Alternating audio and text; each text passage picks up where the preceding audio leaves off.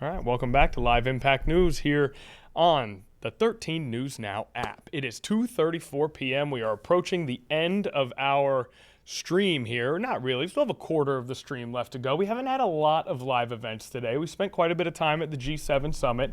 Other than that, it's been something of a slow Monday here in terms of live events, but certainly not in terms of news and certainly not in terms of sports news. This weekend was legitimately one of the most incredible, exciting, and active sports weekends that we've had in the United States in a really long time. Now, before we dive into all of that with sports anchor Shane Fordham, we want to note that in the World Cup today, Spain and Cape Verde have tied 0-0. Now, Spain is one of the world's great soccer powers. Along with France, they were favored to win this entire tournament. They have some of the great players in the league, some of the great in the world, some of the great players of all time have gone through Spain. They won the World Cup in 2010. They've been a powerhouse here for at least the last 20 years or so. That's Spain. Cape Verde, just based on worldpopulationreview.com, has 529,630 people as a population, and they just tied Spain in the World Cup. I don't know how to emphasize what a massive upset this is, but based on population size, less people live in Cape Verde than in Hampton Roads, and they just tied one of the great soccer nations on the planet.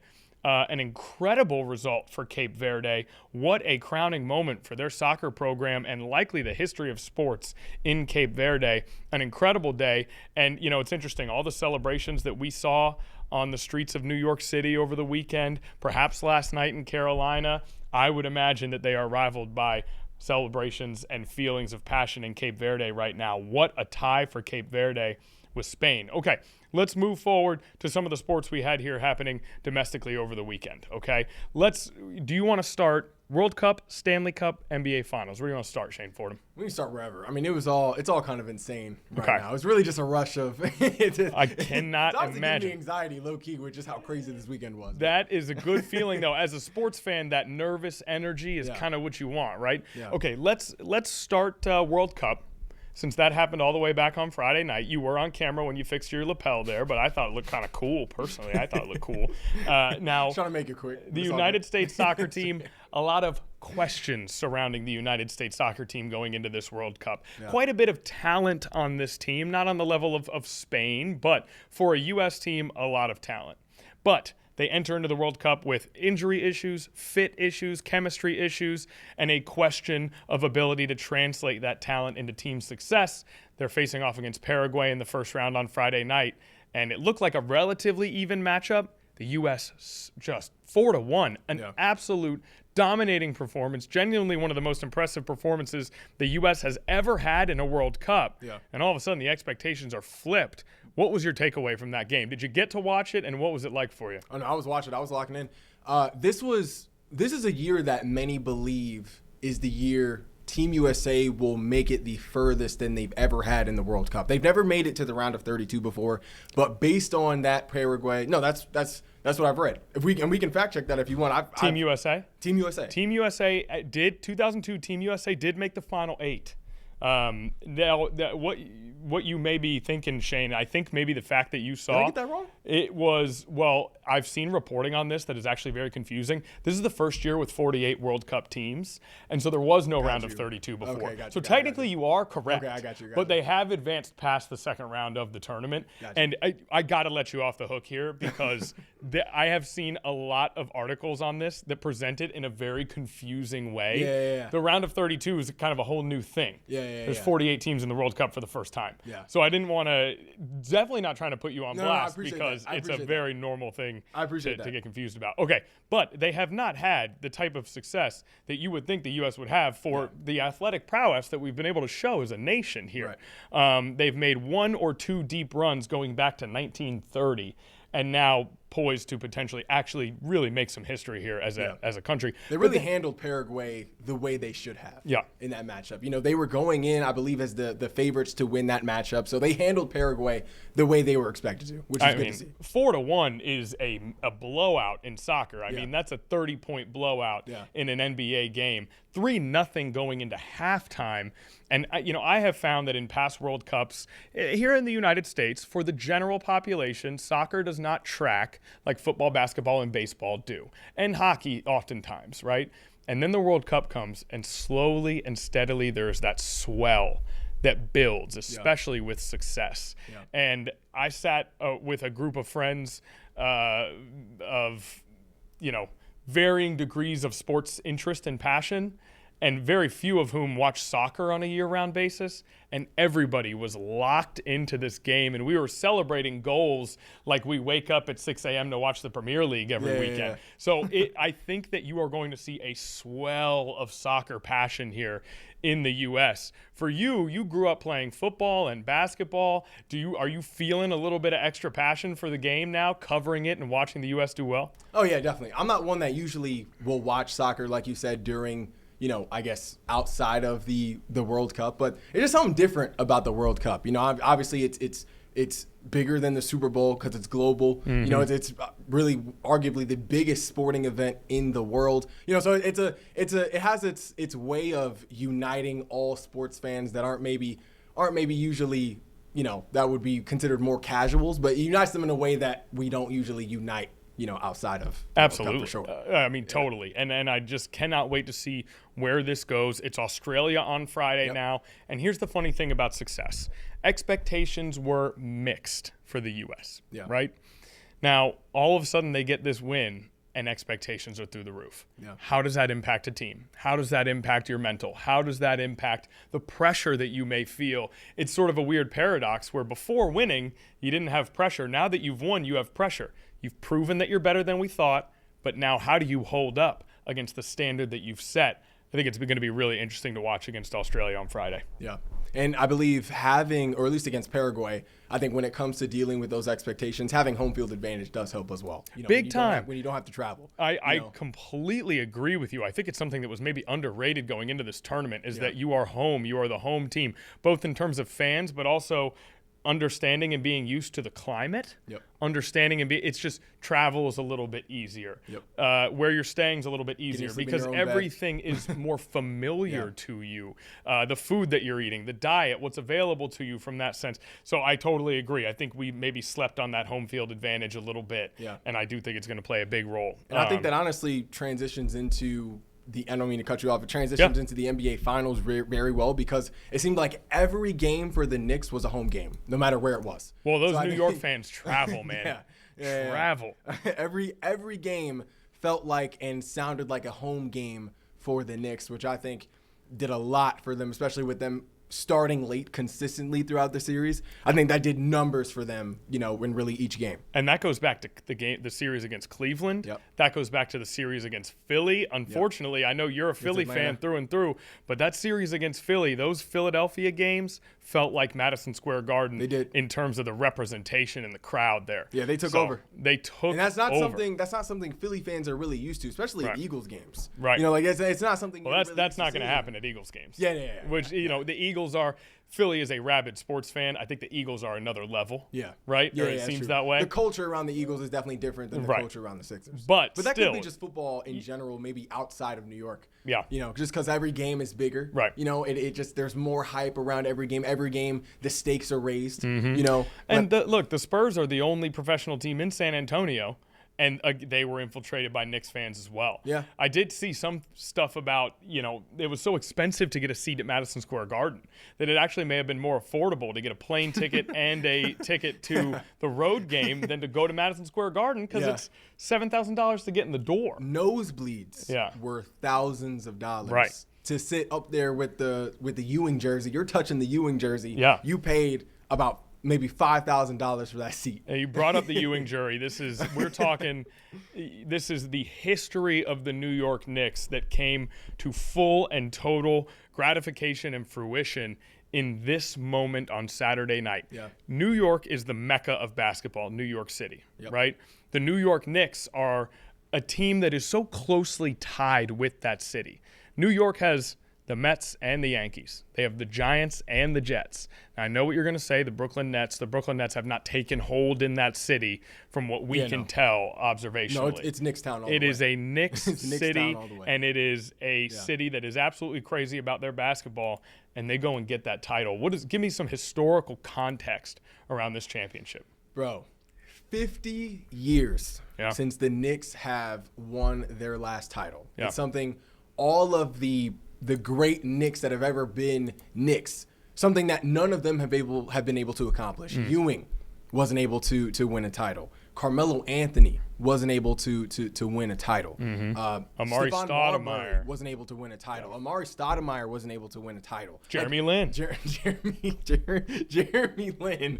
Like, it just, this Knicks team not only did something special just for this year, they did something special for just all-time NBA basketball. It was really, because honestly, like, it's not like the Knicks went even into the playoffs as a favorite to make a huge run, as a favorite to make a lot of noise, let alone a favorite to get to the finals and win the finals. Yeah. So the fact that they went on, not only that they had the success that they had in the playoffs, but not only for what that meant for this season, just as a story in itself, specifically focusing on this year, but just for the entire franchise. But then outside of the franchise, just basketball. Because honestly, the NBA is better when the Knicks are relevant. It's always been that way. And that goes for all the big teams, the big market teams, Chicago, Lakers, the Celtics. You know, we've gotten a taste of, you know, the Celtics being big, you know, the Lakers, you know, being big somewhat over, at least in the past 5 years, winning a championship back in 2020. You know, so the fact that the Knicks are officially back, I think that does a lot for the league as a whole. And it's different than what you typically see. In the NBA, when you see a champion, they usually have an MVP on that team, right?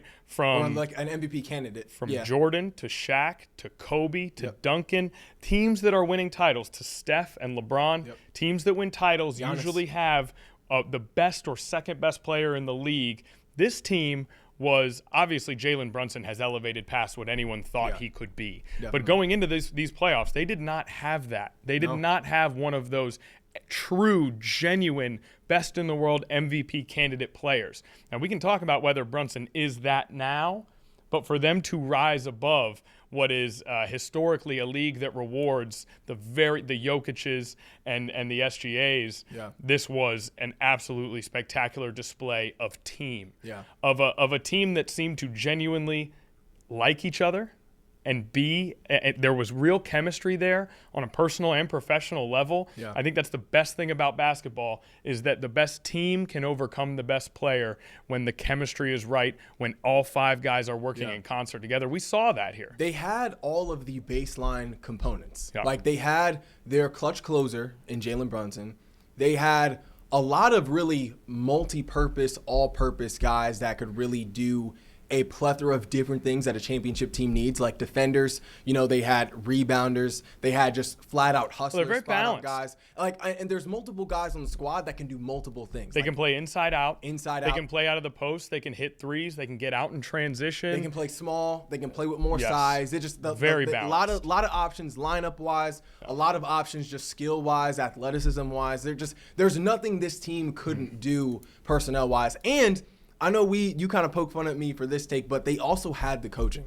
They had Mike Brown did coaching. a great job. You know, they had all of the baseline components that a championship team needs to go the distance. And we saw that, honestly, this year.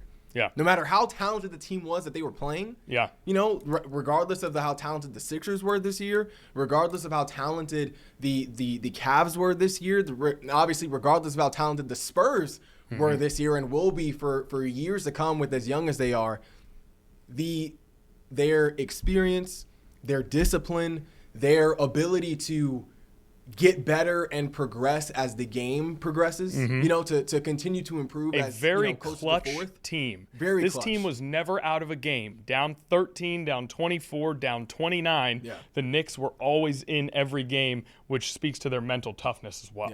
And truthfully, I think you hit the nail on the head the last time we talked about this. They honestly won the series in Game 5. Or was that Game 4? Well, their historic comeback. When they came technically, they did win the series in Game 5. Was it game or game? So game 4 then. Game 4, when they 29-point back comeback. From the 29-point comeback. You know, that honestly won them the game because, like you said, at that point there was no dwindling their confidence. There was no diminishing their confidence after that because, like you said, in your words, there's no way they would believe that they would ever be out of a game after that point. If they can come back from a 29-point lead against a Spurs team as talented as they are, right, there's no way they would lose faith in any other situation, whether they're down 10, 15. You know what I mean? That honestly is the game that won them this series. Well, and what's funny about it is you go back to last season, you go back to last year's playoffs, and the Knicks were on the other side. The Indiana Pacers had a historic comeback against the New York Knicks in the conference finals. That seems as though it may have led directly to the Pacers winning their series. And you can tell the Knicks come back this year. They learn from that. They go through those hard times. They come back, and this year it's the Knicks that are able to overcome 20-point deficits on their way to a title, which I think leads us into a nice segue into talking about the San Antonio Spurs. Because in this league, you got to go through it. The history of basketball is one of suffering before success. That is this league and this game, and I think that the Wembanyama, Castle, and Harper have the right mentality to allow this to propel them to greatness, and I think it will. Absolutely. And like the Spurs, the Knicks, you could tell, learned from that series with the Pacers because the Pacers, they had the depth. You know, they had like a 9 to 10 man deep rotation that allowed them to stay fresh and stay potent throughout the series. That's what we saw the Knicks do this year. Jalen Brunson, he took a $130 million cut on his contract so they can have more resources to reinforce that squad, reinforce the bench so that he could have more rest, so that Cat could have more rest. Bringing in Mike Brown, who knows how to utilize and maximize different guys and talent on his team. That was something that was a lesson the front office learned and implemented. I think we'll see the Spurs do the same thing in 2027.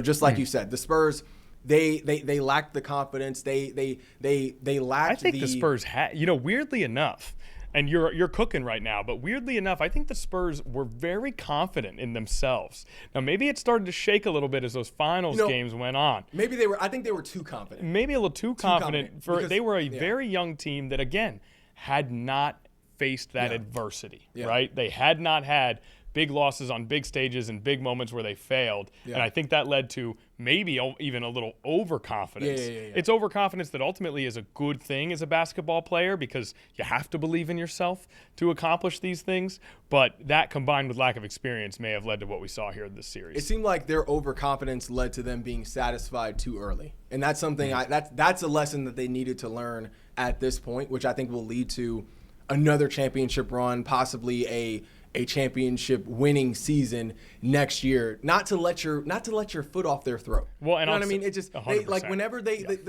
every single game, the Spurs held a double-digit lead early, whether it was in the first half, whether it was within the first 3 quarters.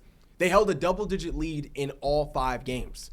4 of those games, obviously, they got comfortable. They took their foot off the gas, and the Knicks come back and close out the game. And so that's going to be something that I expect them to implement next season is being used to not getting comfortable, not taking your foot off the brake, but also slam the door shut. Yeah. And not just slam the door shut, but how to manage a lead in a big game, right? We saw in game 4, instead of slowing down the shot clock, having guys get to their spots, having someone take control of the team and say, hey, calm down, instead of just firing up threes, right? Tempo is super important. Exactly. In now, those situations. I want to tell you what this series reminds me of a little bit.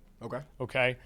I think about 2012 when I think about this series, and I'll tell you why. Because in 2012, the Thunder played the Heat, and the Thunder were extremely young.